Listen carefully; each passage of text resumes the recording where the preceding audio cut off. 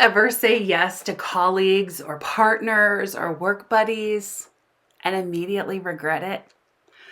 If you do, you're in the right place today. We are going to talk about setting boundaries. I used to believe that saying yes to everything meant that I actually cared about everyone and I wanted to support others. And in fact, I was expected to do that, frankly, in a program that I was in. We were supposed to help out other women with their webinars. It was fun. It was an energy exchange. I'm going to redo that. Do you ever say yes to colleagues, partners, work buddies, and immediately regret it? If so, you're in the right place today. We are going to be talking about setting boundaries. I used to feel like or believe that saying yes to everything or everyone meant that I cared about them and I wanted to support them. And in fact, I was in a program that expected me to say yes and support and help other women. And I did that. And I said yes to as many people as I could. And then I realized I wasn't getting anything accomplished. What I really needed to do is I needed to backtrack and pick 3 or 4 women instead of 12 or 15 that I was working with, and create boundaries around that. Work with those 3 or 4 women and have them reciprocate that. And that would have protected my time so much more. And I realized that towards the end of my program. And when I realized it, I did start setting boundaries around my time, and it made a huge difference in what I was able to accomplish and how many clients I was able to bring in. I learned that growing my business didn't mean doing more. It meant that I needed to focus on what was going to move my business forward and not let anything get in the way of that. I learned this through the 80-20 rule, or one of the ways that you can manage it is through the 80-20 rule. It's known as the Pareto principle, which states that 80% of your results come from 20% of your efforts. And I learned this for the first time in a book that I read called Eat That Frog by Brian Tracy. You may have heard me talking about him before or the book before, but what it essentially states is that you have a to-do list that you put on your list every single day. There's things that you want to accomplish. And that one thing, or maybe even 2 or 3 things at the end of the list, keep getting moved off to the next day and the next day and the next day. And for whatever reason, they don't get done. But those might be the most important things that you need to do. So what Brian tells you, or Mr. Tracy tells you, is that you want to put those things at the beginning of your day. You want to eat that frog and do it first so that you don't have to worry about it later. When I learned that, it made a ton of sense. And he also said in the book that those 20% of things that you keep putting off might result in 80% of your success, whether it's in your job or your business or whatever. Using that 80-20 rule is fantastic. And when you have that as part of your toolbox or your arsenal, you can achieve a lot. I've come up with 4 boundaries that I have found that a CEO of their business must set to scale sustainably over time and protect your energy and focus and your vision.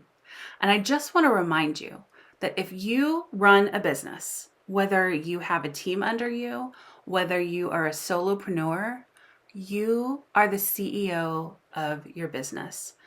You may have heard me say this a lot. You're going to hear me say it a lot more.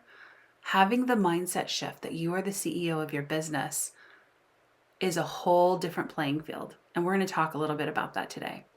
So the first boundary we're going to talk about is to set a boundary around your time. No more overcommitting your calendar, no more overcommitting just period in any part of your life. You might be maxed out. You might be saying yes to things that you shouldn't, like coffee chats with someone or free calls, or I just want to have 15 minutes of your time and talk about my latest project or my latest thing that I've developed that can serve you, whatever it is. We get a lot of those in our email and our direct messages. But those are not things that are going to move the needle forward unless they explain what it is and you think that you have a gap there in your ability or something that could really help move your business forward. That is a good thing to put on your calendar. But most of the time, it's stuff that you don't even need. So here's a couple of things that I have found that you can do. I have found for me and recommend that you do to protect your time. So one of those is time blocking. And you've probably heard of it. You block certain areas of the day for certain things. So you could block it off as CEO time. And the CEO time is where you look at your business and you vision, you look at your data and decide what is going to move you forward. You could also block your client work, anything that you need to prepare for the client, and then the deliverables. You can block off projects, or if you're writing a book, you definitely want to block off time for writing the book. And if you need to get more visible, make sure you're blocking off time to do that. Something that I have found that helps a lot with me is to identify my energy flows and do certain things when my energy is high and do other things when my energy is low. For example, when you're on YouTube and you're on video and you're out there getting visible in the world, you want to have high energy because people respond to that, right? If I am low energy, you're not going to respond to me. So you don't want to be recording your videos when you have low energy. You want to record your videos when you have high energy. The other thing you want to do is you want to say no to non-revenue generating activities. If they're not generating revenue, say no to them.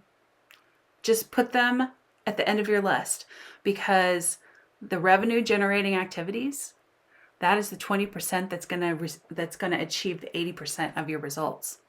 So a tip that I have is, if it's not moving the needle forward for you or nourishing your soul, it's a no for now. It might be a yes for later. Your second boundary is with your clients. This is really important. No more people pleasing or over delivering. If you're giving away too much and customizing too often or breaking your own policies to keep your clients happy, you're not in alignment with this. You're not protecting your boundaries with your clients. Serving your clients doesn't mean that you sacrifice your standards. That's very, very important. You want to set clear expectations. You want to set clear expectations around response times and deliverables and boundaries, and let them know when they can and cannot interact with you. You can do this in a number of ways. I like to use contracts so that when I work with someone, whether I'm working with them for money, or if they've received a free gift from one of my challenges, I still have a contract that I have them sign, that we look at it together and we say, this is what I'm going to do for you, and this is what you are going to do for me. Or really, when I'm working with my clients, it's, this is what you're going to do for you.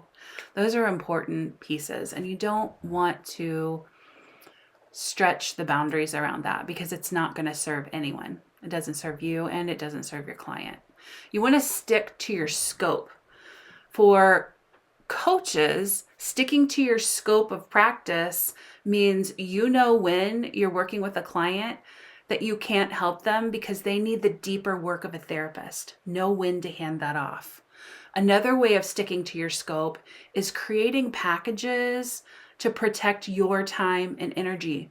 Create your deliverables in a way that will protect you and still get your clients the result that they need. This is leadership. This is demonstrating for them what they need to be doing for their clients. Another thing is, don't give anyone full access to you. You need to set boundaries around that. They shouldn't be texting you if you've given them your phone number. They shouldn't be texting you at 10 o'clock at night, or they shouldn't, well, it's whenever works for you, but they should not be contacting you when it's time for you to go to bed. You need to let them know, I will answer texts, emails, direct messages, whatever you use, between this time and this time. So don't expect me to respond to you if in the middle of the night you're freaking out and you want me to wake up and respond. That is not respectful to you, and that's not respectful to them. You want to make sure that you don't give anyone full access to you, except your family. So a little tip for this is, if you're always making exceptions, you're never going to create systems that scale. And that's very important. Stick with your boundaries, stick with your plan, and don't create a lot of exceptions. The third is to create boundaries with your team or your future team if you're a solopreneur. You cannot end up being the bottleneck of your business. You're doing tasks, you may be doing tasks that someone else can do because it's faster, it's easier, or you feel like it's safer. Or you're not utilizing artificial intelligence, AI, to its fullest, or using all of the automations that are available in all of the platforms that we're using these days. AI and automation can save you a ton of time and doesn't require you to hire someone to do the things. Saves you money, it saves you time. But every time that you're saving yourself time, you're going to have time at the beginning where you spend a little bit more time on that. If you're setting up an automation, you've got to set it up right. But once you've got that lockstep, it'll just keep going for you. Same with when you bring people into your business to support you. The time that it takes to get them set up and run so that you are supported at the level that you need to be supported is going to be extra at the beginning. That's just the way it is. If things are hard at the beginning, it means that they're going to be easier later if you learn the lessons along the way. You want to delegate repeatable tasks and then document standard operating procedures for them. Things that you do over and over, like maybe an invoicing system or HR systems or whatever. Write those down. And then you can give them to the people that you hire to do the things so that they know how you did it, what's expected, what your ultimate goal is, and then they can take it and run. And the great thing about AI and automations these days is you can just talk about your operating procedure into a transcriber, and it'll transcribe it for you, and all you have to make is little edits, and then you can give it over to your team member or your VA. Another important thing, really important, is to empower people around you, like maybe your VA, maybe a contracted project manager, or even your future team when you get there, to make decisions without you.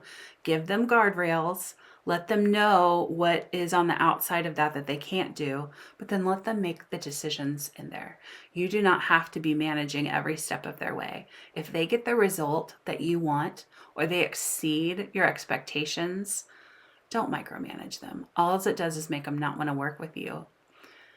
And you don't want that, especially if they're doing a fantastic job. Which brings me to something really important that I want to talk about.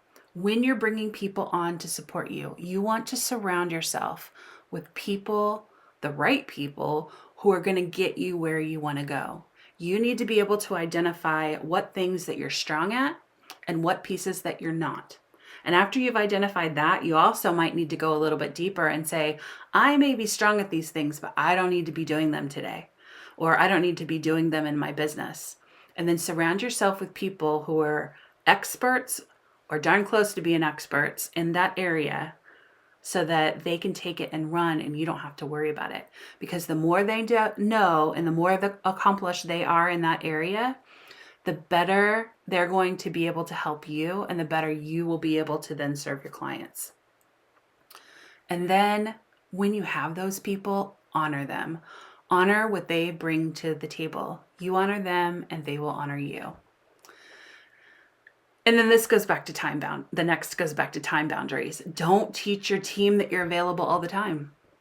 Same with your clients. You have office hours. Set clear boundaries as to when you're going to reply to texts or emails or whatever.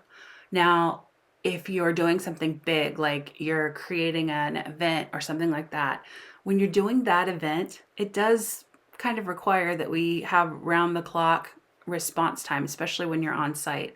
But for most things, time boundaries is very important.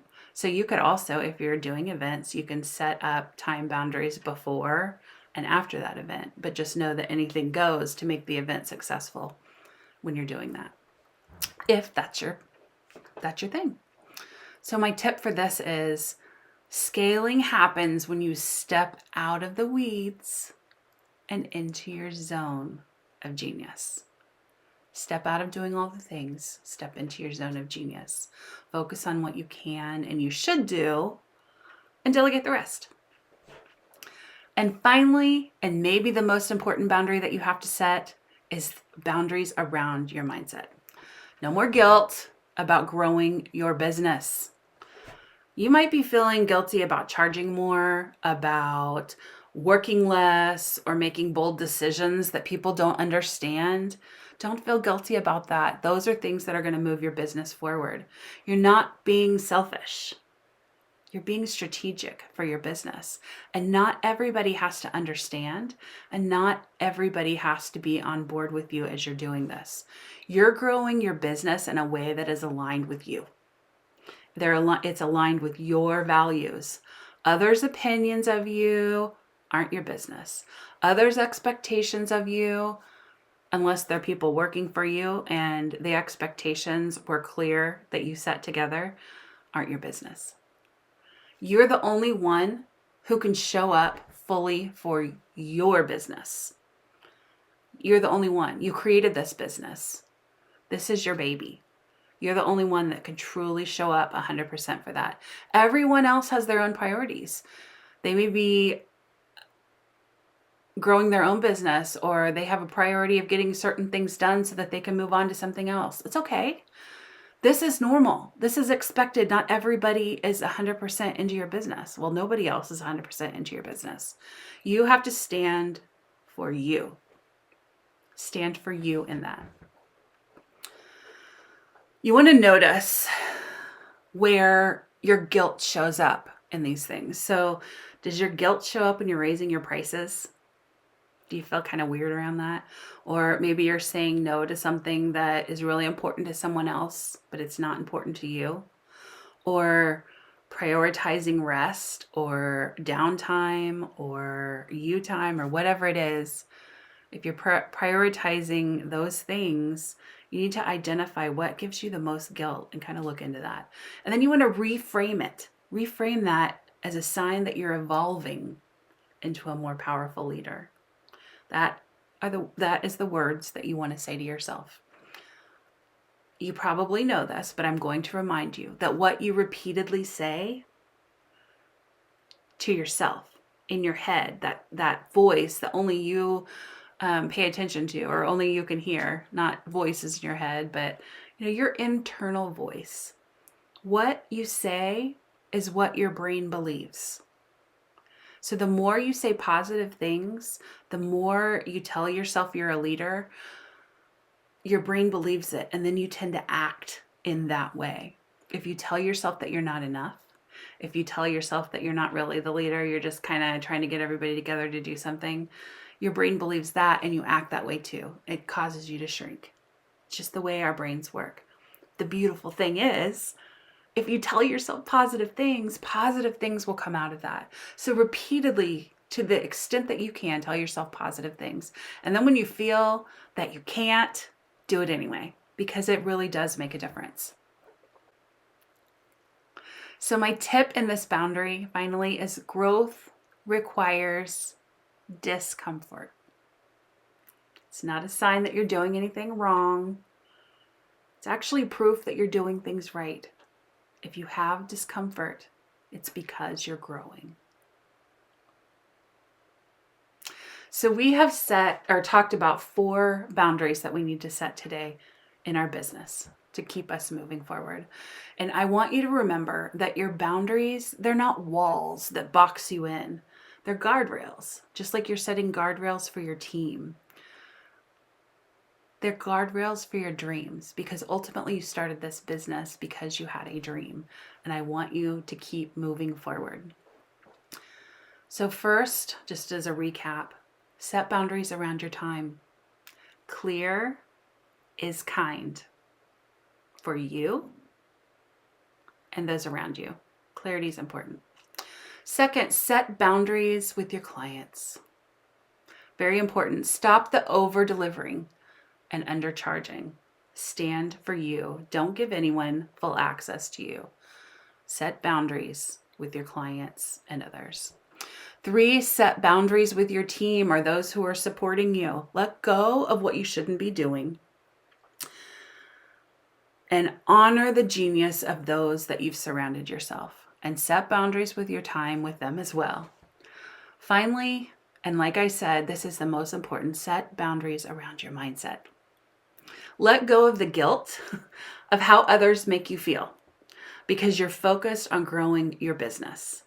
Your business is your baby. Don't worry about what other people think. Keep moving forward because you're doing the right thing, even if other people don't understand it. Those other people, they're not growing your business. They're busy growing their own, or they have other priorities. Grow your business and set your mindset in a way that helps you grow your business.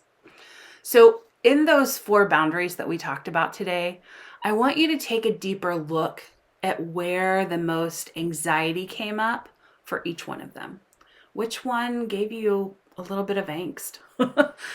Which boundary do you need to work most on? Because if it gave you angst, it's the one that you need to dive deeper in right now in the space, not in the space, but right now where you're at. Your immediate next step to setting that boundary is to take one. The one where you felt the most anxiety around, take one and set one small goal that helps get you to that boundary. Just one. Don't make it hard. But the reason that I'm having you do that is because when you learn all of these things, you need an immediate next step and a step after that. You need a clear path to get where you want to go.